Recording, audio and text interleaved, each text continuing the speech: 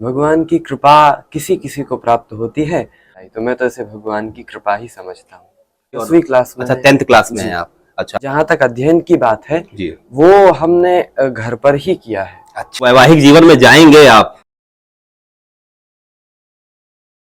सभी का स्वागत है। इस समय हम लोग जहां मौजूद हैं, आप सभी लोगों की जिज्ञासा रहती है कि नए नए संतों से आपका हम जो है दर्शन करवाएं।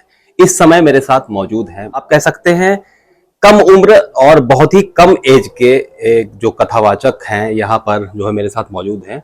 बहुत बहुत स्वागत है महाराज जी आपका मेरे चैनल पे। तो आप देख सकते हैं कि जिस उम्र में बच्चे जो पढ़ाई तो करते हैं लेकिन साथ ही साथ उन लोगों का मन रहता है खेल कूद में और मोबाइल की दुनिया में, गेम्स में, उस एज में आज महाराज जी ने विश्व भर में ख्याति प्राप्त कर ली है श्री राम कथा कहते हुए।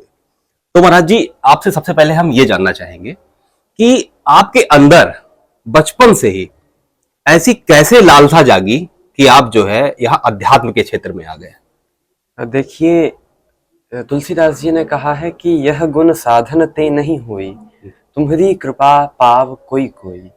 भगवान की कृपा किसी किसी को प्राप्त होती है और यह कथा भी वही सुन सकता है। आवत यही सर अति कठिनाई, राम कृपा बिनु आए न जाए। तो मैं तो इसे भगवान की कृपा ही समझता हूँ। अच्छा, दर्शकों की एक लालसा रही है, मतलब, और जो सभी जानना चाहते हैं कि महाराज जी आपकी अभी वर्तमान में एज कितनी है, आप थोड़ा बताएं। 15 वर्ष। 15 वर्ष है।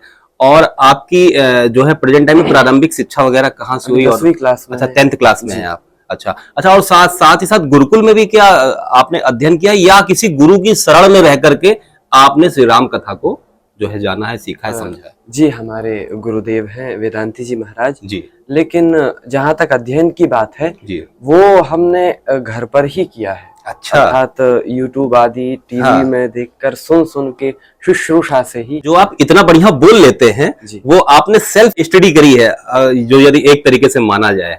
आपने इसी को मैं भगवान की कृपा मानता हूं। इसी को भगवान की कृपा मानते हैं। ये मुझे नहीं पता। अच्छा, आपको क्या लगता होगा कि आप इस समय विश्वविख्यात हैं, सभी लोग जान रहे हैं, आपको लोग जब आप तक पहुंचते होंगे तो आपसे बहुत गुण बहुत क्लिष्ट जो है क्वेश्चन भी करते होंगे, बड़े बड़े विद्वान भी आके आपसे प्रश्न करते होंगे। अभी आपकी एज जो है चूंकि कम है और अगर कोई 80 साल का वक्ता या कोई विद्वान यदि आपके सामने पड़ता है तो आप जो है कैसे करते हैं सामना? यदि हमको उत्तर मालूम होता है तो उपयुक्त उत्तर देकर, लेकिन यदि वे संतुष्ट नहीं होते हैं तो हम कहते हैं भैया इससे आगे हमारा अध्ययन नहीं है। हाँ। इससे आगे यदि आपको पता हो तो आप हमें बता दें, बाकी हमें तो इतना ही पता है। अच्छा अच्छा महाराज जी, एक हम प्रश्न और करना चाहेंगे आपसे कि आगे की पढ़ाई आप कहाँ तक करना चाहते हैं और जो है आपने क्या सोच रखा है कि आपका कैरियर जो है क्या इसी क्षेत्र में रहेगा जो है कंटिन्यू, या आप और साथ ही साथ पढ़ाई करेंगे तो क्या करेंगे? कथा के संग संग पढ़ाई चलती रहे। अच्छा, कथा के साथ ही साथ पढ़ाई करते रहेंगे।